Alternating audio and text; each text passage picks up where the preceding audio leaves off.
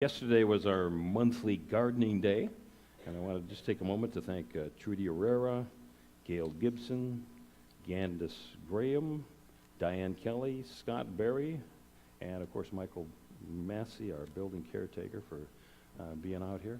We do about once a month. We do 10 a.m. to 2 p.m. A lot of people just come for 20 minutes, so I really appreciate the fact that you guys came out and helped make this place so beautiful. And if you haven't checked it out, I mean, God, they did a great job of just clearing, clearing the clutter and putting in some great new flowers.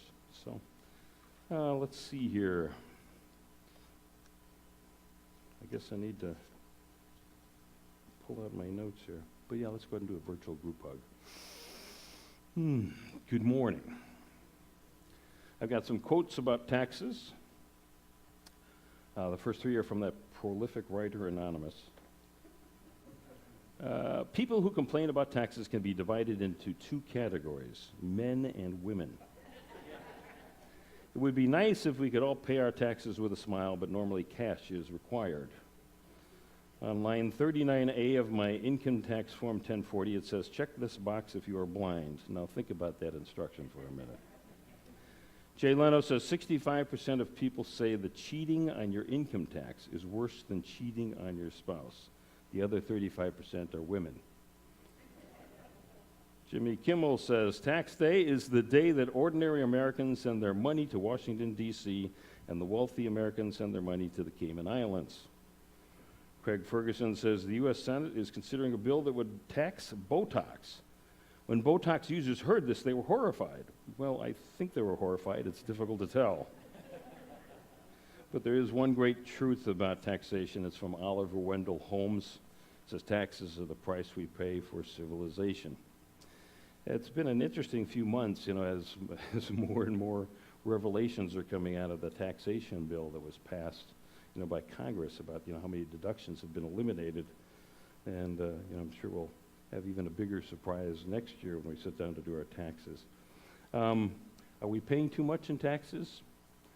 I got a couple articles I could share with you. I'm not going to waste your time this morning since I know you're coming for, say, a spiritual approach to it. But my email address is on the back of the bulletin. If you shoot me an email, I'd be glad to share a couple of articles that I found fascinating on taxation and what is fair.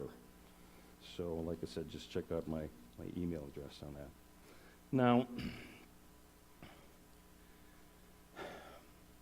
there's, of course, the acronym WWJD. What would Jesus do in any situation?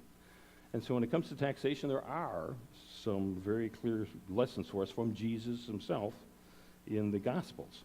In the Gospel of Matthew, 22nd chapter, 17th verse, the Pharisees, who were a group of people who, they weren't clergy, but they were people that really felt that you need to strictly adhere yourself to Jewish law. That kind of fundamentalist approach. Good thing that after 2,000 years we've learned not to do that anymore.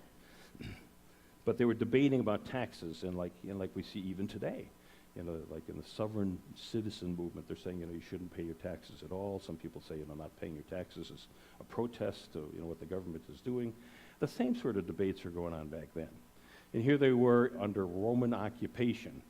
And so one of the questions was, do you not pay your taxes to Rome to protest, the fact that they're occupied? And of course, you could get in a lot of trouble if you don't do that.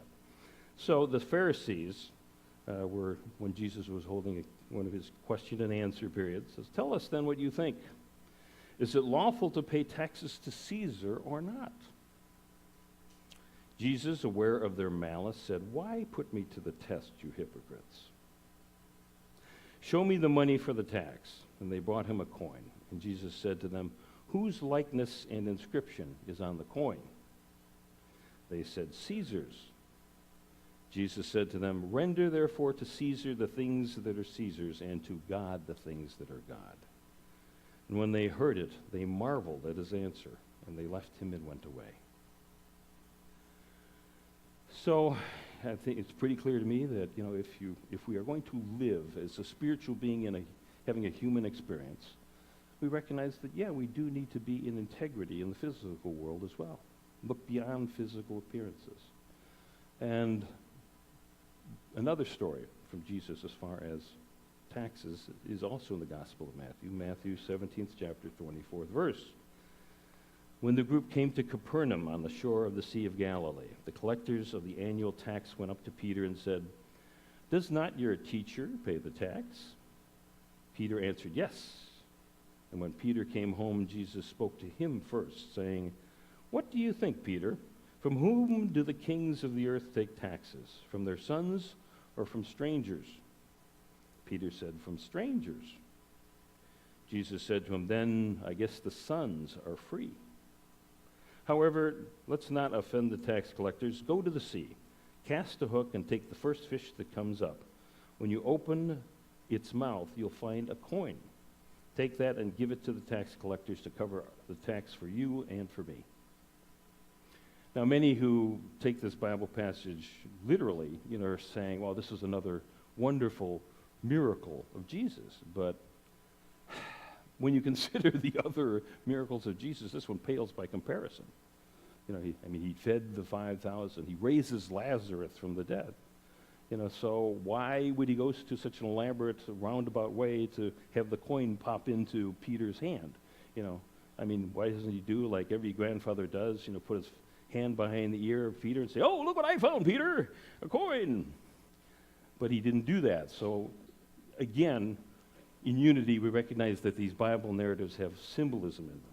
So let's take a look at the symbolism in this story. As many of you know, we have the Metaphysical Bible Dictionary, which was put together over a 10-year research project to talk about where all of these places, people mean in the Bible. Jesus and the 12. Now, Jesus represents that Christ consciousness that's within all of us. All we need to do is just to turn to that divine spark within, open our mind to the divine mind, and allow the guidance to come. But the 12 disciples, of course, represent different things, different spiritual gifts that each of us has. Peter represents faith. But the other of the 12, if you don't know, you have faith, strength, wisdom, love, power, imagination, understanding, will, order, zeal, renunciation, and life. So the Christ consciousness calls forth these spiritual gifts within us so that we can feel empowered in whatever situation we have. So let's look at the story and take a look at the symbols. The town of Capernaum is a place of comfort and healing, a place to go and relax. Sea of Galilee, of course, kind of like, Clearwater. People, come from all over to have a chance to just relax. But in this place to relax, suddenly an unexpected demand is made upon us. The tax collectors actually represent any challenge that we have in our life that's going to take some of our resources. All of us have taxing situations in our lives. In the Gospel of John, 16th chapter, 33rd verse, Jesus says, "I have said this to you, that in me you may have peace. In the world you have tribulation, but be of good cheer, because I have overcome the world." And in this section of John, we recognize that Jesus is really talking about that God presence. So when he says, "I have overcome the world," it's that God presence. So a lot of times when we have these challenges come into life, we didn't ask for them. They're not something that we want. But we hope it bypasses us and finds someone else. But then when someone else is suddenly caught with an unexpected situation or a challenge in their life, we're like, "Oh, gee, I wish it had happened to me rather than them." There's a certain inconsistency to our compassion and our empathy. So here's a list of 10 things that I could say are challenges that we have in our life. This is not a complete list, but think about it. Okay. Suddenly there's an unexpected illness, a sudden accident of some sort, heavy financial demands. A person has changed their feeling or attitude towards me. Someone becomes dependent on me. There's suddenly an unwelcome change in my employment status. There's interference with my property. My children are not behaving the way that they should. My life has just been inconvenienced by the actions of other people. And last but not least, the wrong person was elected to office. Are these fair? No, they're not fair, but they're normal. I mean, we all have to deal with things that surface in our life. They're not fair, but yeah, in unity, the nice thing is we have the spiritual tools to deal with all of the various challenges that come up in our life, as individuals and as groups. I mean, here at Unity of Tampa, we had a couple unexpected expenses that surfaced. One was that some oak tree roots found its way into our water main. We had to have the plumbing and have the guys come out, and they had to replace a part of the pipe. And luckily, we've got a good relationship with this plumber that turned out to be about $500. And then, of course, we have these faith bonds, that are going to mature in 5 years. But someone has approached us saying, that they might need the $5,000 they loaned us, 5 years ago. So these sort of things surface. And in talking with someone this week, I said, I'm really not worried about it, because as a challenge comes up, I know that the substance is going to materialize to cover this. So, Peter, like I said, represents faith. Our ability to, in any situation or challenge comes into our life, to say, yes, it's going to be taken care of. And you notice that he's questioned, does your teacher pay the tax? And right away he says yes. He doesn't hem or haw. He doesn't say, I need to go to talk to Jesus and get back to ya. He says, yes, this is going to happen. Whenever a taxing situation arises, we know we need to place our faith in God rather than something in the physical world. So Jesus, like I said, connection to divine mind, Christ consciousness, God consciousness. And then there's this strange question when Peter comes back, comes back home and talks to Jesus. He talks about, do the kings of the earth, do they take taxes from their sons or from strangers? And of course, Peter says strangers, I suppose. Kings of earth, what they symbolize is, or are, man-made conditions that command our attention or exert authority upon us. Like, you shall pay the tax by the end of the day Tuesday. These things surface.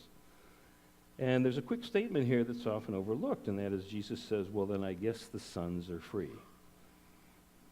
There's, of course, often in the Bible we're talking about how we're children of God. We're children of the living God.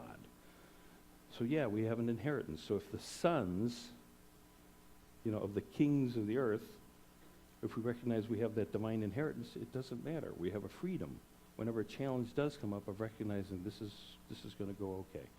Maybe a little challenging, but as in any challenge in our life, we have the opportunity to see it as an opportunity for growth, for spiritual growth.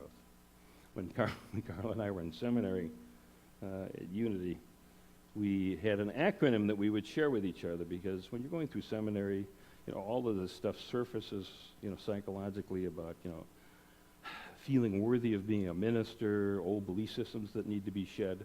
So the acronym was AFGO.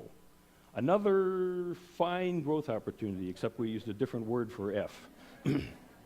Yeah, AFGO, Bob. How you doing? Oh, AFGO. As we'd have our challenges. And the other thing we'd talk about is how, it seems like just about every day one of us would be crying somewhere off in one of the sides at Unity Village, and of course they'd bring through tours, and the tour guide would say, "Oh, it's okay. It's just another one of those ministerial students crying right now." So, in the physical world, we must often conform to what is expected of us. Render unto Caesar the things that are Caesar's. Go ahead and follow the laws in the physical world. Inwardly, though, a person is free, knowing, like I said, whatever challenge comes into your life. And if we're truly spiritual beings having a human experience, we can have one foot in each world. We are children of God. We have the ultimate inheritance. So then Jesus says to Peter, go and cast the hook into the sea. The sea has several symbols. In some places, like when Moses led the people to the Red Sea, suddenly the sea is an obstacle. But of course, the obstacle was removed. Also, the sea can represent our challenges in life. You're riding a ship in a stormy sea. But generally, when we talk about the sea or the ocean, it's the realm of the unconscious mind. Unlimited potential. Unlimited potential. And and you'll be there, and all of a sudden, something will surface like a fish, and then it'll disappear again. So a lot of times you don't see what's there, but you know that it has just an amazing capacity. And when our minds are open to the divine mind, it's open to anything that can come. So a fish comes up. The hook, of course, is that you're open and receptive to the fish coming up, and the fish represents an idea. And it's the first fish that comes up, he says. So instead of expecting, a lightning bolt or whatever, we have a very practical channel, a coincidence that happens. So first fish is usually the right and the best idea that surfaces in our mind. Intuition speaks the language of spirit, so it's usually an intuitive sense that, this is the right one. This is the right one that I need to do. And then, of course, the coin is the right answer to fill the need. It's a beautiful story. So, are you ready to face this challenge? Yes, definitely. And I just know that even though I don't know now how it's going to happen, it'll happen. As long as I take the right attitude, as long as I put my faith in God, because whatever we focus on is going to expand. So if we focus on fear, or if we focus on the appearance of lack, that's what's going to grow. But if we say, no, that's okay, I'm going to let go of the fear, I'm going to let go of the visions of lack, I'm going to let go of what it says the balance in my checkbook is right now, and just know somehow, some way, the money's going to be here, or whatever the challenge would be. Like I said, the illnesses, we've got health, we've got occupation, we've got relationships, spiritual awareness, and money. These are all areas of our life that we can have abundance in if we continue to place our faith in God. So, think positive, because we have faith, at least the majority of the time. And, I have yet to meet a person that can think positively 1,000%. We do have challenges that come up in our life, but as long as we catch ourselves early enough, we don't dwell in that negativity. So I'm going to have Duncan put up a slide. Here are this week's takeaways. Yes, life can be taxing. It may not be fair, but it's normal. We have challenges that come up in our life. Just think how boring our lives would be without challenges. Release any resentment of life's problems. Resentment, regret, all of those various things that just divert us from moving forward in a healthy way. Problems become spiritual growth. God gives us strength and supply. Place our faith in God and only God, and recognize the supply is imminent. Open our mind to the divine guidance and hook a divine idea or two. And then recognize that the Christ within us is greater than any challenge in our lives. Our closing story is from Steve Hartman of the CBS Evening News.